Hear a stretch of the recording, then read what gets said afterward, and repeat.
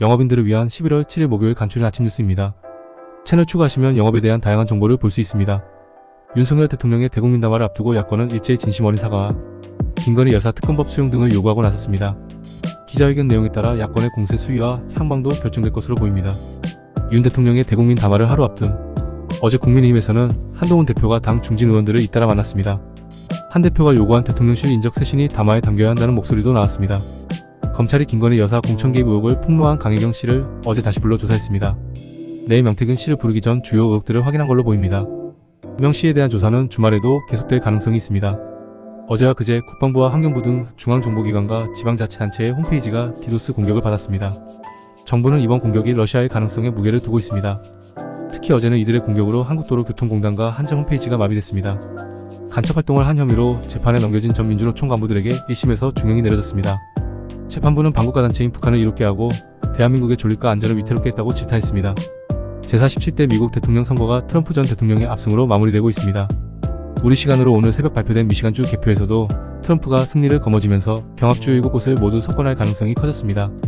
해리스 부통령은 트럼프에게 당선 축하 전화를 하고 대선 패배를 인정했습니다. 치열한 접전이 예상된다던 이번 미국 대선은 개표가 시작된 지 얼마 안 돼 트럼프의 압도적인 승리로 기울었습니다. 여론조사로 드러나지 않은 숨은 표심이 트럼프에게 쏠렸다는 분석도 나옵니다. 미국 대선과 함께 치러진 뉴저지주 상원의원 선거에서 한국계 앤디 김 후보가 당선됐습니다. 한국계 미국인이 미국주를 대표하는 연방상원으로 뽑힌 건 이민 역사 120년 만에 처음입니다. 올해 42살인 앤디 김은 유전공학을 연구한 아버지, 간호사였던 어머니 사이에서 태어나 뉴저지에서 자랐습니다. 미국 연방의원 선거에선 자신이 트랜스젠더라는 사실을 공개한 연방의원이 처음으로 당선됐습니다. 주인공은 올해 34살인 세라 맥브라이드인데요. 공화당의 존 웰런 후보를 꺾고 델라웨어주를 지역구로 하는 연방 하원 입성에 성공했습니다. 트럼프 전 대통령의 승리가 확정됐다는 소식과 함께 미국 뉴욕 증시 3대 주요 지수가 사상 최고치로 마감했습니다. 트럼프의 정책이 기업에 도움이 될 거란 기대 속에 투자 심리가 살아난 걸로 분석됩니다. 트럼프가 힘을 실어온 비트코인도 최고가를 갈아치웠습니다.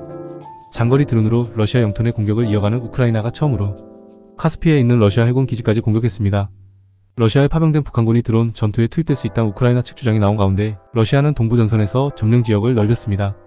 5년 동안 일부러 교통사고를 내고 수억 원의 보험금을 타낸 일당 18명이 경찰에 붙잡혔습니다. 서울 강남경찰서는 보험 사기 방지 특별법 위반 혐의로 18명을 검거하고 이 가운데 주범인 20대 남성 A씨를 구속했습니다. 이들은 모두 중학교 동창이었는데 보험금을 타내기 위해 병원에 단체 입원을 하기도 했습니다. 함께 근무하던 여성 군무원을 살해하고 시신을 훼손한 채 강원 화천군 북한강에 유기한 현역군 장교의 신상 공개 여부가 오늘 결정됩니다. 만약 피의자 양씨 신상 정보가 공개될 경우 강원경찰청에서 맡은 사건 중에는 처음입니다.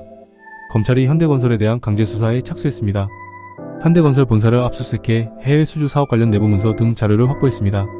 인도네시아의 석탄화력발전소 건설 과정에서 현지 고위 공무원에게 수억 원의 뇌물을 건넸다는 의혹을 들여다보고 있는 것입니다. 시장은 어제 개표 시작부터 일찌감치 트럼프의 당선을 유력하게 봤습니다. 금융시장이 크게 들썩였는데 특히 달러 대비 원화 환율은 야간 시간대에 1,400원대까지 치솟았습니다. 관세는 올리고 자국민 세금을 줄이겠다는 트럼프 당선인의 돈풀기 공약에 달러가 강세를 보인 겁니다. 배달 플랫폼 마이너스 입점업체 상생협의체는 오늘 오후 20반부터 정부 서울청사 별관에서 핵심 쟁점인 중개 수수료 인하 방안을 놓고 최종 합의 도출을 시도합니다. 이번 상생안이 합의되지 않으면 논의를 마무리하고 공익위원들이 중재안을 제시할 것이라고 밝혔습니다.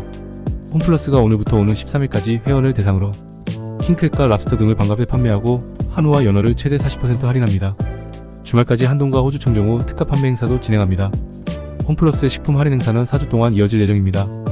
농협 하나로마트가 김장철을 맞아 오늘부터 김장재료 할인 행사를 엽니다.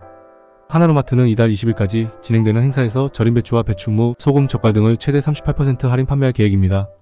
가수 겸 유쾌한 방송인 김종민이 결혼 계획을 발표했습니다. 최근 한 라디오 방송에 출연한 김종민은 결혼 계획을 묻는 진행자에게 내년쯤 결혼할 예정이라고 답했습니다. 최근 소개를 통해 만난 11살 어린 여자친구와 2년째 열애 중으로 비연예인 사업가로 알려졌습니다. 오늘은 겨울이 시작된다는 절기입동입니다. 오늘 아침 중부 곳곳은 영하권으로 출발하겠고 일교차도 크게 벌어지겠습니다. 다행히 내일 낮부터는 평년 이맘때쯤 기온을 회복하겠고 이번 주말에는 활동하기 좋은 날씨가 나타나겠습니다.